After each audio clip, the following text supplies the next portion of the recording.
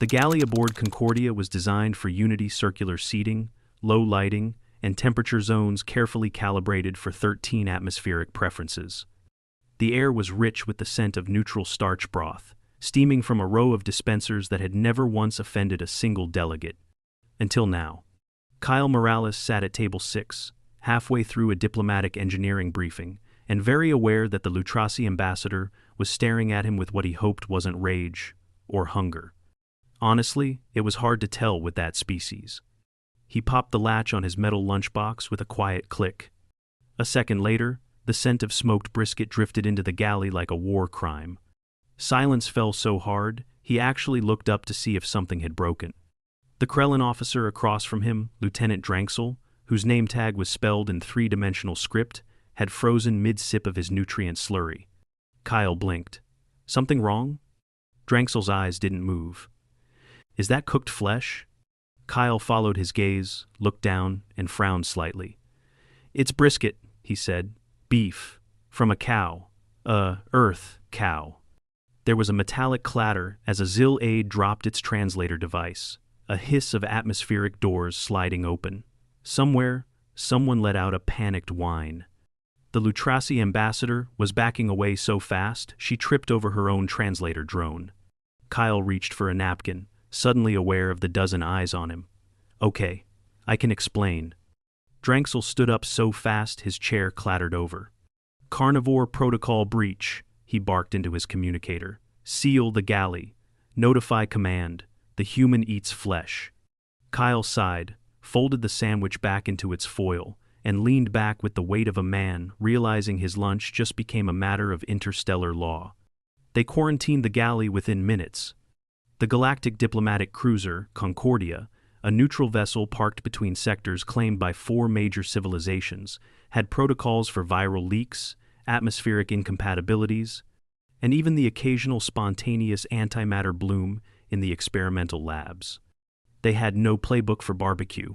Kyle stood awkwardly in the decontamination chamber while a high-frequency air pulse whined through the vents. His lunchbox, sealed in a transparent containment cube, sat on a table being scanned by 2 pale green Grell technicians who refused to make eye contact. Dranksel stood behind the blast door, arms folded across his narrow chest. Do you have any idea what you've done? Kyle winced. I didn't kill it myself. It's from a replicator back home. Grass-fed, hormone-free, perfectly legal by Earth standards. Legal by Earth standards, Dranksel snapped. Do you know how many species on board have generational trauma linked to predation? I read the guidebook, Kyle said, lowering his voice. Section 7.4, Cultural Dietary Norms and Shared Spaces. I never cook meat in common areas. This was from my personal supply, sealed, no external prep, no open flames, no smells. Or at least I thought. Dranksel looked at the air vent like it had personally betrayed him. Do you understand, he said slowly, that the scent of scorched muscle fiber can activate involuntary neurological panic reflexes in half the crew? Kyle didn't respond, mostly because that wasn't in the guidebook. I'm sorry, he said eventually. I wasn't trying to make a statement. Well, you made one. An hour later, he was still standing in the tribunal prep room with a wet wipe and a growing pit in his stomach. He'd been on board Concordia for 4 days. 4. He'd barely unpacked his toolkits. Now, there was a formal tribunal being assembled to determine whether his culinary aggression violated Alliance ethical codes and whether Earth would be placed under diplomatic probation. He pinched the bridge of his nose. The comm terminal buzzed. He jumped. Morales, he answered. It was Rosenthal from Earth Embassy. Kyle, what the hell's going on? There's chatter in 6 languages about you biting into a sentient. I didn't bite anything. I opened a lunchbox. I was careful. Well, not careful enough. There's a formal complaint from the Lutrasi Coalition, a secondary review filed by the Krellin Scientific Advisory Board, and the Shentari envoy has requested a private safe zone until further notice. Did you cook it? No, it was pre-packed from the embassy supply. Vacuum sealed. Rosenthal sighed. They're treating it like you waved a fossilized femur over a diplomatic contract. Can you at least tell me it didn't have visible muscle striation? Kyle squinted at the ceiling. It might have had a smoke ring. Jesus, Kyle. I'm sorry, it was just brisket. You're not helping. I know. There was a pause. Okay, Rosenthal said, shifting tone. Here's what we're doing. You're going to sit through this tribunal, answer their questions, be honest, but do not crack jokes. No casual Earth sarcasm. Keep your tone humble and educational. You're not defending meat, you're explaining it. Kyle leaned against the wall. I might have just wrecked Earth's chance in the alliance over lunch. Then make them understand why humans eat the way we do. From the beginning, if you have to, talk about the Ice Age. Seriously? Seriously, make it ancestral, emotional. Don't you dare bring up bacon. 2 hours later, Kyle entered the tribunal chamber. It was shaped like a hemisphere, with raised seats for each delegation. Holograms hovered over each section, species crests, diplomatic seals, and, in the case of the Lutrasi, a very large red triangle marked cultural danger. Drangsel was seated near the front, flanked by 2 Krellin counselors. His arms were still crossed. His eyes tracked Kyle as he walked to the central floor. A countdown appeared above the dais. Cultural violation. Hearing number 2, 23708. Subject: Kyle Morales, Earth Delegate, Engineering Corps. Charge: violation of interspecies dietary protocols. Time allocated: 1.5 rotations, approx. 3.5 hours. Kyle swallowed, hard. A voice boomed from the overhead speaker array. Delegate Morales, do you understand the charges? Yes, he said, voice steady. I understand. You may begin your defense. He exhaled and took a single step forward. Esteemed members of the tribunal, he began, I didn't intend to offend or endanger anyone today. I understand that many of your species have cultural taboos around the consumption of animal tissue. I didn't expect this reaction because, well, the information you have about us, about humans, it's not entirely accurate. Murmurs broke out across the chamber. Kyle continued. The Galactic Cultural Archive lists us as nutrient-efficient vegetarians with a non-aggressive biological history. That's not wrong, exactly, but it's not the whole picture. He paused, then looked directly at the Shentari delegate, who was already clutching a containment bag. Humans evolved under extreme environmental pressure. For most of our history, we were opportunistic survivors. We ate what we could, roots, grains, plants, and yes, animals. We didn't have the luxury of moral clarity when it was 20 below zero and you hadn't eaten in 4 days. Is that supposed to justify predation? The Lutrasi envoy demanded, voice filtered through a translator that trembled with every syllable. No, Kyle said. It's supposed to explain it. We adapted. We learned to cook, to store, to share food as a social act. Over time, our relationship with eating became part of our identity. Some humans now choose not to eat meat. Others do. But we don't hide from our past. The room was quiet again, but this time it felt different. Not outrage. Not yet. But maybe the first flicker of curiosity. Kyle pressed on. Today's lunch wasn't meant to offend. It was a family recipe. My grandfather used to smoke brisket in a backyard smoker for 12 hours straight. He was poor. He had 5 kids. That meat fed all of them for a week. It wasn't about power. It was about survival, and eventually, about love. Drangsel shifted. His brow ridges drew together, not in anger this time, but something like recalculation. Kyle finished quietly. I'm not proud of everything in human history, but I won't pretend we came from somewhere else. He stepped back. The tribunal chamber remained silent for a long, stretched moment. Then a new voice spoke, this one higher-pitched, wavering. What's barbecue sauce? It came from a grill on the outer bench. Kyle blinked, then nodded. It's complicated, but I can explain that too. Kyle had never heard a diplomatic silence quite like this one.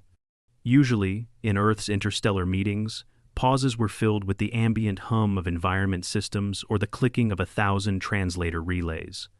But here, inside the tribunal chamber aboard Concordia, the silence was dense, tense, as if the chamber itself had stopped processing oxygen to avoid being part of what might come next. The Grell delegate's question, innocent enough, had been met with stunned stares from nearby species.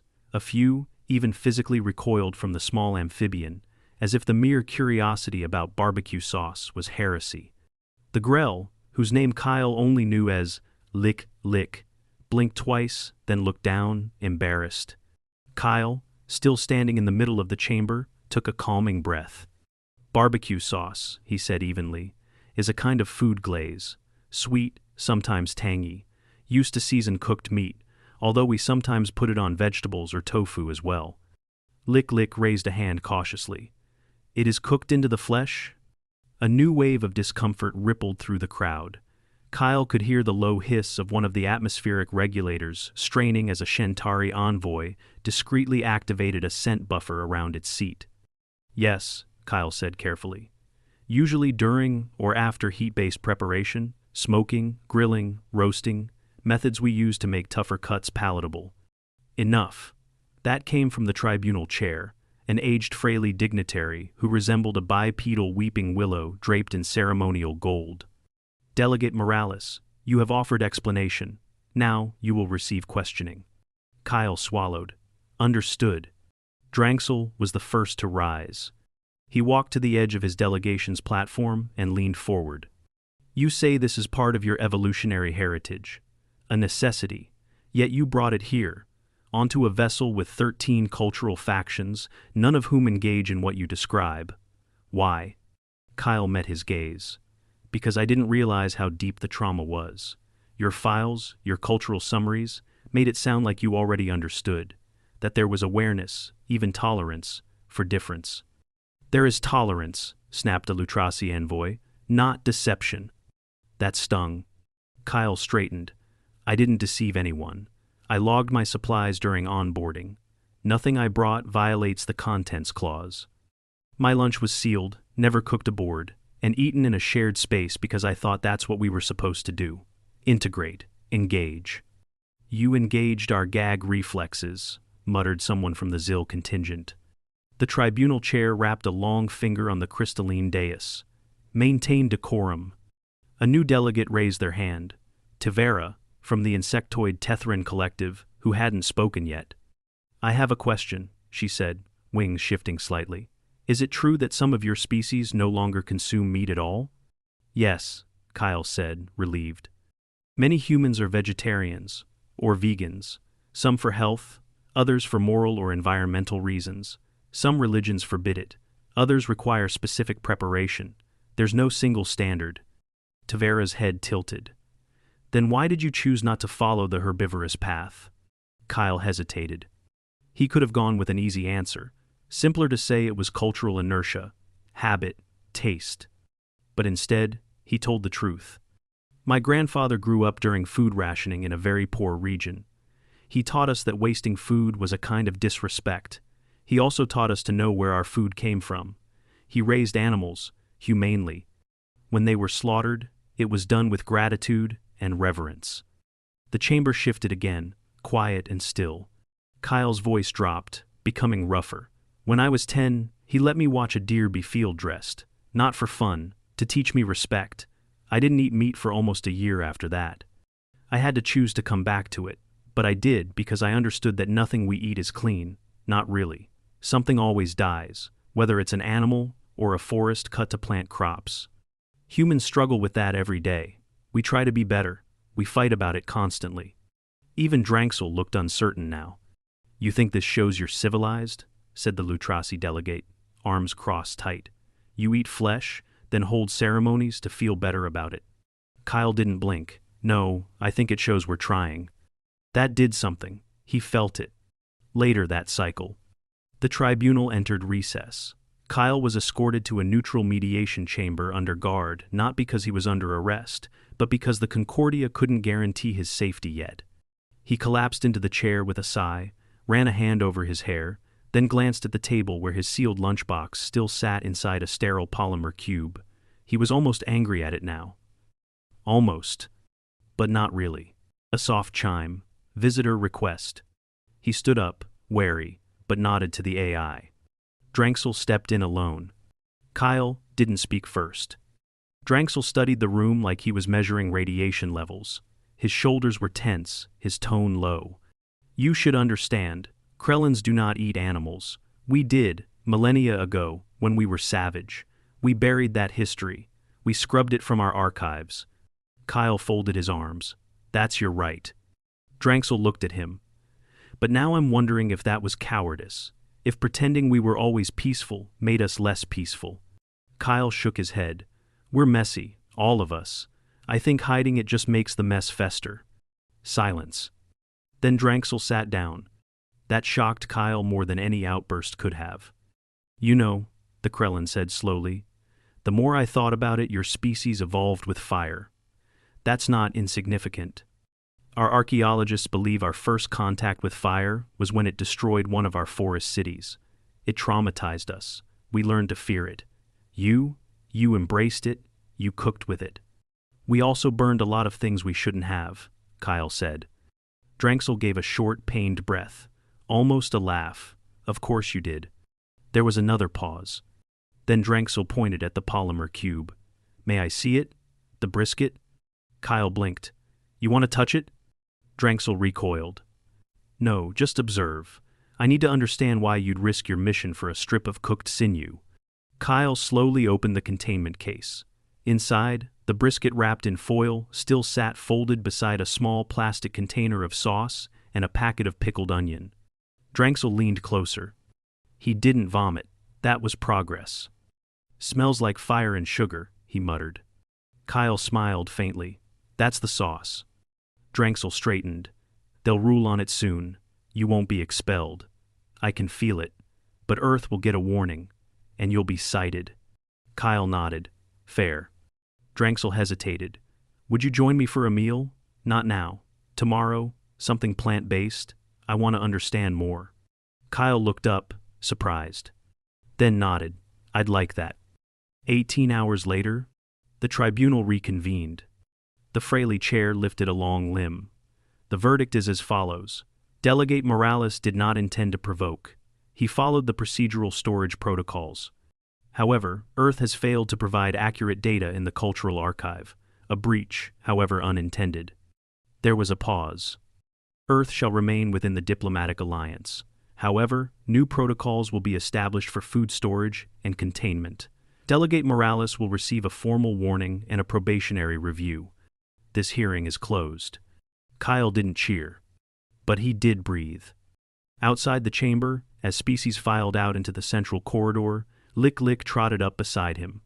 I have replicated your sauce, she said shyly, for research. It is fascinating. I may publish a paper. Kyle grinned. Just don't inhale while it's warming. Behind him, the Shintari ambassador fainted at the word warming. Kyle winced. One step at a time, he muttered. Kyle had barely gotten through the day's maintenance queue when his stomach growled loud enough to echo against the plasma-shielded bulkheads. He was halfway through running diagnostics on Concordia's gravitic dampeners, a good excuse to stay out of public view, when Dranxel's message pinged his terminal. Shared Observation Lounge C, second tier, 1,700 hours. Strictly vegetarian. Bring nothing. Kyle stared at the message, brows raised. No pleasantries, no emoji. But considering where they'd been 2 days ago, it might as well have been a handwritten invitation tied to a bottle of wine. He took a deep breath and tapped back. Acknowledged. I'll bring an open mind. The lounge was quiet when Kyle entered, intentionally dim, with ambient sounds mimicking rain on foliage. Comfortable seating circled a table where small, bioluminescent dishes pulsed with faint colors, accompanied by steam that smelled faintly of citrus and something sharp like oregano. Dranxel stood, already waiting, arms behind his back, dressed in casual diplomatic wear. His shoulders weren't as tense as the tribunal days, but his posture was still military watchful. You came, he said, voice neutral. I said I would. Kyle stepped forward, looked over the table. This all Krellin? Traditional, Dranxel said, gesturing for him to sit. Spiced Zarin root, fermented leaf paste, and roasted Grek bulb, all sourced from hydroponics. No blood, no bones, no hidden symbology. Kyle lowered himself slowly, scanning the options. Smells great. Dranxel gave him a look. You're not going to mock this, are you? What? No. Kyle held up both hands. I like vegetables, and I really need to not cause another diplomatic emergency right now. Dranxel didn't laugh, but his mouth twitched. Just once. Then he pushed a dish toward him. Try this one first. Kyle picked up the small wedge of Grek bulb. It looked like a caramelized artichoke heart, with a dusting of pale green seeds. He bit in cautiously and blinked. That's actually incredible. Drexel looked faintly smug. It takes 3 days to ferment. The flavor activates a cooling receptor in your sinuses. But it's not chemical, just trickery of the palate. Kyle took another bite. We have something similar, horseradish, though we usually ruin it by mixing it into mayo. Drexel grimaced. That tracks. There was a long pause, peaceful, unforced. Then Kyle said, quietly, You looked up our full history, didn't you? Beyond the summary files. Drexel's hand froze mid-scoop of Zarin. He lowered the spoon. Yes, he admitted. After the hearing, I wanted to know if you were the outlier or the warning sign. Kyle didn't flinch. And what did you find? A planet of contradiction, Drexel said. Your species engineered agriculture, then destroyed forests to expand it. You bred animals for food, and then mourned them when they died. You developed refrigeration, meat substitutes, cruelty-free protocols, religious food ethics, then turned around and invented bacon ice cream. Kyle grimaced. Yeah, I regret that one too. Drexel leaned back. But I also saw this strange resilience, not just adaptability, but acceptance of imperfection. You argued about everything, publicly, loudly, and yet somehow you still advanced. Arguing is how we show we care, Kyle said. Apathy's the real danger.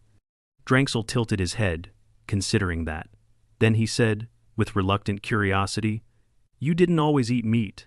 There was a time when your ancestors didn't, correct? Kyle nodded. Before fire, before tools. We foraged, mostly, but we started scavenging carcasses, leftovers from bigger predators. Then we learned how to crack bones, then how to hunt. Meat gave us calories. Calories let us grow bigger brains. Drexel nodded slowly. So, flesh made you clever? In part, scarcity did more. Climate swings, natural disasters, everything wanted to kill us, including the weather. We adapted, we cheated, we found ways to survive that made no evolutionary sense.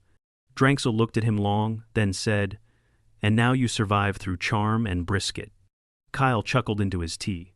Mostly charm, sometimes brisket. There was another pause. This time, it was Drexel who looked down. I never told you why I reacted so strongly. In the galley. Kyle blinked. You mean, besides the collective trauma? Drexel's voice dropped. I wasn't just alarmed. I was afraid. Personally. For years, we've told ourselves we live among evolved species, herbivores, peaceful beings. And then one of you opens a box, and inside is the very thing our ancestors used to tear each other apart. Kyle said nothing. Drexel exhaled. But then I thought, you didn't roar. You didn't wave it like a weapon. You ate quietly, with care. You apologized. It wasn't supposed to be a political act, but it became one. They sat in silence again, the steam from the dishes curling gently between them. Then Drexel pushed another plate toward him. Try the fermented paste. It's, an acquired taste. Kyle glanced at the dark green blob, unsure. One condition, he said. You try something from me next time. Totally plant-based. It's a dish called brunch. No meat, just chaos. Drexel raised an eye ridge. Brunch? Kyle nodded solemnly. It's where pancakes, fried potatoes, and champagne live together in uneasy truce. It's also the only time humans willingly eat kale. Why would you eat bitter leaves with alcohol? Because it's Sunday and we hate ourselves. Drexel considered this, then said, I look forward to it, in a concerned way. 2 days later, Kyle found himself summoned again, this time not by a tribunal, but by the Database Integrity Review Council. The chamber was far smaller than the tribunal arena. Only 6 species represented, each seated in ergonomic pods tuned to their biology. At the center, a spherical holographic projector that displayed species profiles from the Galactic Cultural Archives. Drexel was there, not as a witness, but a sponsor. Let the record reflect, the presiding Terran archivist announced that the profile entry for Homo sapiens, Terran origin, is under formal review. Kyle stood still as the profile was projected. A calm, overly sanitized summary filled the chamber. Species: Homo sapiens, human. Classification: sentient bipedal mammal. Primary nutritional behavior: herbivorous, 85%, nutrient efficient. Conflict: history, low aggression index. Dranksel looked at it like someone staring at a dangerously inaccurate safety manual. This, he said flatly, is not accurate, nor sufficient. The Lutrasi delegate looked uneasy. It reflects the most common modern behaviors and omits centuries of context, Dranksel snapped. You want honesty in diplomacy? Start with honesty in representation. The room stilled. Then the Terran archivist turned to Kyle. Delegate Morales, will you provide a new summary? Kyle swallowed, then stepped forward. Humans are omnivorous. Some eat meat, some don't. We argue about it. A lot. We come from scarcity, from danger. Our species evolved through risk, improvisation, and necessity. We built ethics on top of instinct, and, sometimes, we still fail. He paused. But we're trying. The projector shimmered. A new tag began forming at the bottom of the profile, flickering into digital permanence. Tags: omnivorous, adaptive, unpredictable. Status: welcome. Later, after the meeting, as Kyle stepped out into the upper deck overlooking Concordia's engine core, Dranksel walked beside him in companionable quiet. Kyle exhaled. Well, that's one way to make friends. Dranksel nodded. Or enemies. But I suspect more of the former. Kyle glanced sideways. You sure you're up for brunch tomorrow? I read a paper on poached eggs last night. Kyle grinned. Then you have no idea what you're in for. There was no protocol for brunch. The Concordia, proud flagship of interstellar diplomacy, had procedures for formal receptions, neutral ground meals, silent fasting ceremonies, and even seasonal digestive dormancy for certain species. But not for brunch. No one, not even the food synthesizer AI, knew what to do with a request for crispy hash browns, mimosa spritzers, and an option for 12 kinds of syrup. Yet here they were. Observation Deck G9 had been cleared and reconfigured with oddly low tables. Kyle stood at one end in a faded navy apron reading hot griddle diplomacy, while Dranksel, arms crossed but not tense, watched the setup unfold with something close to resignation. There are a lot of bread products, Dranksel said, eyeing a warming tray filled with triangular toast. Kyle nodded. Yes, and that's only the first wave. We've got pancakes, waffles, English muffins, croissants, and an experimental bagel section. A Lutrasi aide approached hesitantly, poking at a small bowl of what Kyle had labeled fruit salad, non-fermented. Behind her, a pair of curious Grell circled a platter of vegan frittata like they expected it to explode. Kyle pulled the cover off another tray. These are tempeh strips, smoky, savory, entirely plant-based. Texture's weird, but it grows on you. Dranksel sniffed, cautiously. This smells oddly familiar. No meat, Kyle reassured him. Strict no-meat event. Every item has a flag listing ingredients, and the food safety subroutines are triple verified. No surprises. A faint sigh of relief from the room, not from Dranksel, but the other 20 or so delegates who had, against their better judgment, shown up to see what the human meant by the most unhinged meal concept in cultural evolution. Dranksel's eyes narrowed. Unhinged? Kyle grinned. Well, it's a meal that starts at 10:30 a.m., includes alcohol and dessert, sometimes eggs served on top of pizza, and was mostly invented to ease the guilt of sleeping in and day drinking. The Krellin liaison stared at him. You invented a meal to cover up behavioral shame? Yeah, Kyle said brightly. You see why it's so human. Half an hour later, it was somehow going, well. A Grell technician cautiously tried a cinnamon waffle and immediately began blinking in rapid neural delight. The Lutrasi aide discovered the concept of coffee with oat milk, then started showing signs of mild emotional attachment to the beverage. A Shintari observer remained fully suited in an atmospheric bubble, but tapped out an enthusiastic note on her tablet. Spicy potato is life. Kyle wasn't running for office, but if he had been, the mimosa spritzer bar would have won him at least 3 swing species. Dranksel, for his part, sat with a plate of roasted mushrooms, grilled tomatoes, and something Kyle had talked him into trying called sourdough toast with smashed avocado. He chewed slowly, thoughtfully. It's not offensive. Kyle raised his glass. High praise. From you. Dranksel leaned back. I thought you'd use this as a stage, a chance to prove superiority. I'm not interested in proving anything, Kyle said, voice quieter now. Not after the tribunal. That wasn't fun for me. I thought I'd get sent home. I didn't sleep for 2 days. There were moments I thought I might have just become a historical embarrassment. Dranksel blinked. You weren't. Maybe not. But I'm not here to win arguments. I'm here to be part of something better. He looked around at the room full of cautious curiosity, of species nibbling and sipping, of laughter beginning to edge its way through translator lags. Food's just a good way to start. Later that cycle, after most of the brunch had been cleared away and the mimosa machine finally shut itself off in self-defense, Kyle and Dranksel stood by the outer viewport, watching the cold stars wheel quietly around them. Dranksel broke the silence first. There's talk of modifying onboarding protocols, updating the cultural archives, including explicit references to omnivorous species and clarifying dietary profiles. Kyle nodded. Good. There's resistance. There always is. Dranksel tilted his head. Why are you not angrier about it? Kyle took a breath. Because the alternative was worse.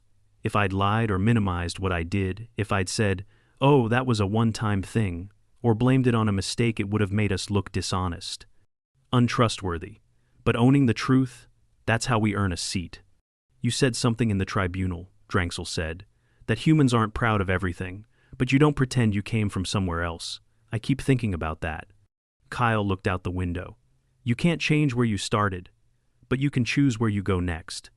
Dranksel was quiet a long time. Then, would you object if I requested to visit Earth? For cultural understanding, not soon. Eventually, Kyle's eyebrows lifted. Not at all. I'll personally introduce you to the concept of food trucks. That sounds like a security hazard. It is, but you learn to love it. Dranksel shook his head, lips pressing together in a reluctant smile. I may regret this. You will, but only a little. 4 days later. Internal Council Log, update #7791 Alpha, species profiles. The Galactic Cultural Archives issued a quiet revision. No press release, no broadcast, just a small addition beneath the existing entry. Species: Homo sapiens. Tags: omnivorous, adaptive, unpredictable. Cultural notes: capable of high empathy and considerable volatility. Historically predatory, but ethically evolving. May offer food during tense negotiations. Except with caution. Status: welcome. Kyle's quarters, Deck 12. He sat at his small work table, half dismantling a faulty gravitometer, when his comm pinged. Incoming message. Sender: Earth Embassy, Cultural Exchange Council. Subject: upcoming delegation. Kyle opened it. Morales: well done. We reviewed the tribunal. Consider yourself unofficially commended. Earth's still in. Thanks to you. Also heads up. You've started something. 4 species have formally requested Earth-based food ambassador training. Expect requests for recipes, sourcing, and safe consumption guidelines. Also, brunch schedules. Don't burn anything, or anyone. Rosenthal. Kyle smiled. Then got up, walked to the galley, and began unpacking a new set of containers: lentils, fresh greens, jackfruit strips, herbs. He had no desire to see another tribunal again, ever. But he was ready to share something different. Maybe next week, tofu tacos. Or falafel. Or homemade pierogi. It didn't matter what. What mattered was that the room stayed full, the conversation stayed open, and no one ran screaming when he opened his lunchbox. Not anymore.